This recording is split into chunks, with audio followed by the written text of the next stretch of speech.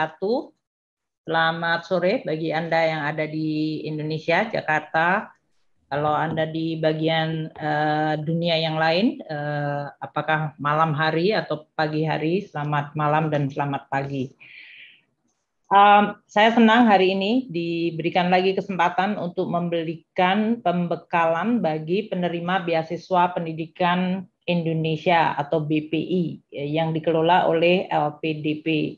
Dan tadi telah dilaporkan oleh Pak Dwi Larso bahwa untuk angkatan 173, 174, 175 ini ada 563 mahasiswa yang sebagian tadi adalah berasal dari yang afirmasi 20% dan non afirmasi. Tadi keseimbangannya laki dan perempuan, lebih sedikit perempuan. Dan juga dari komposisinya yang di Jawa, luar Jawa, semua kepulauan atau daerah di Indonesia terwakili. Saya akan menyampaikan kepada Anda semuanya mungkin dalam hal ini 5 hal. Pertama, posisi Anda sebagai penerima beasiswa.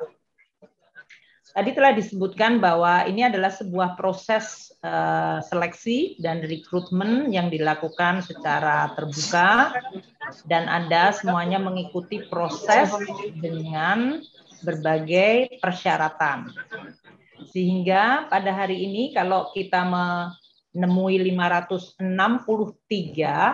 para mahasiswa yang dididik baik di dalam maupun di luar negeri, Anda adalah sebagian sangat kecil, sangat-sangat kecil dari penduduk Indonesia, 267 juta manusia yang memiliki kesempatan atau privilege untuk bisa mengenyam pendidikan tinggi pasca sarjana yang dibiayai oleh negara. Jadi kalau disebutkan privilege itu adalah karena Anda secara prosentase dari seluruh penduduk yang memiliki kesempatan untuk belajar di jenjang perguruan tinggi atau bahkan pasca sarjana, yaitu S2 dan S3. Dan on top of that, Anda dibiayai oleh negara. Tentu menjadi sekelompok kecil, Anda bisa menyebutkan sebagai kelompok elit, kelompok privilege, kelompok terpilih, kelompok istimewa. Itu tidak sekedar menimbulkan kebanggaan. Karena tentu Anda sudah bisa menunjukkan bahwa melalui kompetisi bisa mendapatkan privilege ini. Namun dari title atau yang disebut kelompok yang mendapatkan kesempatan istimewa ini akan muncul tanggung jawab, implikasinya bagi Anda, pribadi maupun nanti dampaknya ke negara, bangsa Indonesia, bahkan bisa ke dunia. Oleh karena itu, tadi saya sampaikan ya, di mana posisi kalian? Kalian adalah on top of the top of the top, the privileged one. Yang oleh karena itu tidak hanya menyebabkan suatu kebanggaan. Boleh kalian bangga. Namun tidak berarti Anda menjadi sombong. Yang lebih adalah kebanggaan Anda harus dijawab dengan tanggung jawab, komitmen. Kenapa itu terjadi? Karena Anda dibiayai negara itu. Negara itu berarti keuangan negara. Karena Anda sekarang bertemu dengan Menteri Keuangan, tidak terhindarkan saya akan bicara tentang keuangan negara. Anggaran yang Anda nikmati, yang Anda terima setiap bulan sebagai biaya hidup dan biaya untuk membayar sekolah berasal dari APBN, Anggaran Pendapatan Belanja Negara. Dan itu kita mengumpulkan penerimaan negara, pajak, bea dan cukai, penerimaan negara bukan pajak, termasuk royalti dari berbagai bahan-bahan mineral yang ada di bumi Indonesia, biaya keluar, biaya masuk, pajak jelas tadi saya sampaikan, itu kita kumpulkan untuk membiayai begitu banyak kebutuhan Republik ini. Bangsa Indonesia, dari anak yang masih di perut orang tua ibunya sampai anak usia dini, anak usia sekolah dasar, SMP, SMA, pendidikan tinggi seperti yang kalian sekarang nikmati. Hingga manusia usia lanjut.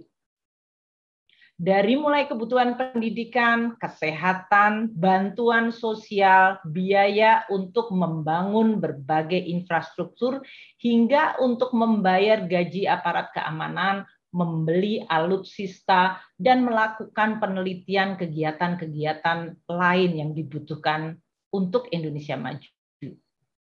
Itu anggaran pendapatan dan belanja negara. Dan pendapatan kita tidak mencukupi untuk membiayai begitu banyak belanja.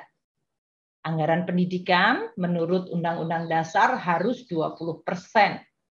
Kalau tahun ini kita membelanjakan 2.700 triliun, maka anggaran pendidikan mencapai lebih dari 500 triliun. Dan kalian adalah sekelompok kecil penikmat anggaran pendidikan itu.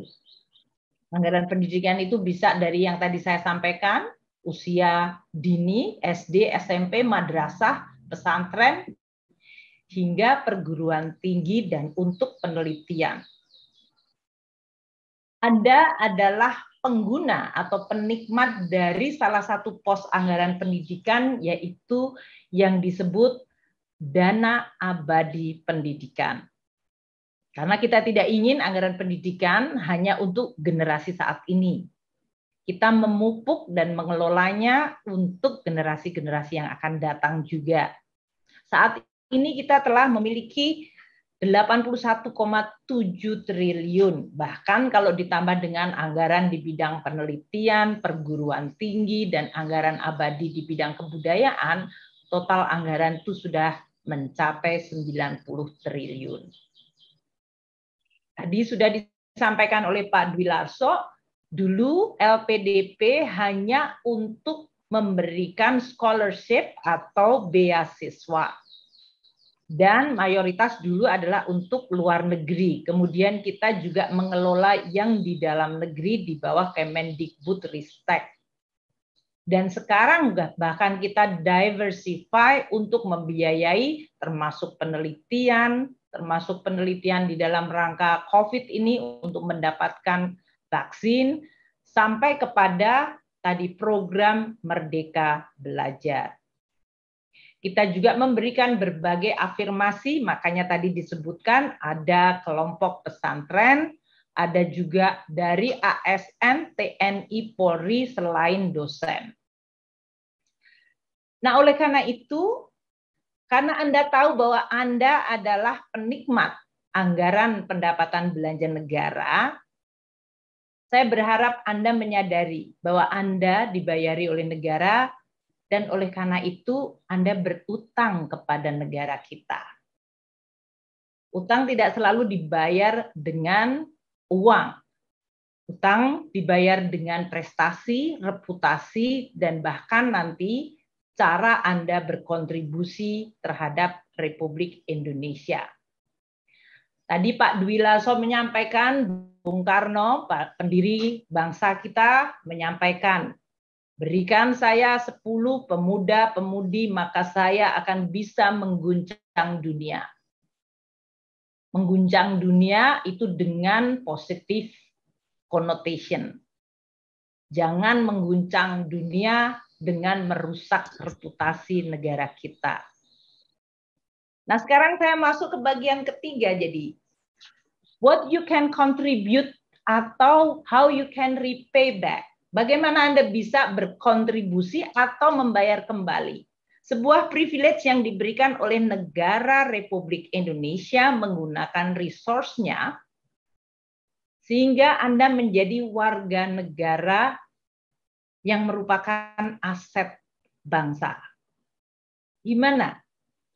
Coba saya masuk di dalam konteks Indonesia sebagai satu negara di dalam jajaran dunia. Negara Indonesia ini sedang menghadapi tantangan apa? Tentu Anda semuanya menyadari, karena Anda sebagian adalah semuanya ini generasi yang disebut bagian yang bahkan paling muda dari milenial, yang disebut generasi Z. Sebagian barangkali Anda tidak punya memori. Saya lihat kenapa ini tidak.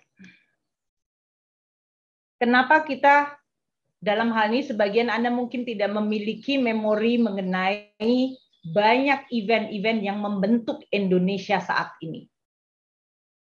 Jelas Anda tidak tahu tentang perang kemerdekaan. Mungkin Anda baca, mungkin dengar dari orang tua, mungkin lihat di film. Jelas Anda tidak termasuk yang mungkin yang lahir pada saat terjadi pergantian antara presiden yang pertama ke kedua, yang disebut era Orde Baru. Itu sebagian adalah orang-orang tua kalian yang ada di situ seperti generasi saya. Sebagian Anda bahkan juga belum lahir pada saat terjadi krisis ekonomi yang mengguncang Indonesia tahun 97-98. Yang betul-betul meluluh lantakkan dan mengubah Indonesia menjadi apa yang disebut sebagai negara demokrasi dan reformasi dilakukan. Makanya disebutkan era reformasi. Jadi Anda adalah generasi muda yang tidak punya beban sejarah. Mungkin Anda juga pengetahuan sejarahnya terbatas. Nah, sekarang saya akan membagi sedikit perspektif mengenai Indonesia yang kalian sebut sebagai negara dan bangsa kalian. Saya, kalau ditanyain where are you from, kalau kamu ditanya dari mana Anda, what nationalities, nasionalitas kalian apa, Anda sebutkan saya dari Indonesia dan saya adalah kebangsaan Indonesia. Kalian adalah sedikit atau sangat kecil kelompok privilege. Negara kita sedang menghadapi tantangan apa? Waktu dilahirkan menjadi sebuah negara merdeka. Para pendiri bangsa kita, Presiden Soekarno, Wakil Presiden Hatta, dan para pejuang memiliki ide dan cita-cita yang luar biasa luhur dan besar. Waktu itu negara kita bahkan tidak punya resource sama sekali. Kita tidak punya keuangan negara sehingga bisa menyekolahkan seperti kalian, nggak ada. Waktu itu modalnya adalah semangat untuk merdeka. Kenapa ingin merdeka? Karena kita ingin mewujudkan sebuah negara yang berdaulat, yang bersatu, yang adil, yang makmur, yang akan berdiri di dalam jajaran negara-negara di dunia. Bahkan idenya waktu itu kita menjadi negara yang ikut menjaga ketertiban dunia, bayangkan. Indonesia bercita-cita menjadi negara yang ikut menjaga ketertiban dunia. Berdasarkan apa? Ketertiban dunia itu dibangun berdasarkan kemerdekaan, perdamaian abadi, dan keadilan sosial. Coba bayangkan. Para pendiri bangsa ini mewujudkan sebuah negara yang sekarang kalian, kalau kalian punya paspor, punya KTP, kalian menyebutnya saya warga negara Indonesia. Ini sebuah negara yang diperjuangkan tidak dengan mudah dan tidak dengan cita-cita yang kecil. Cita-citanya luar biasa.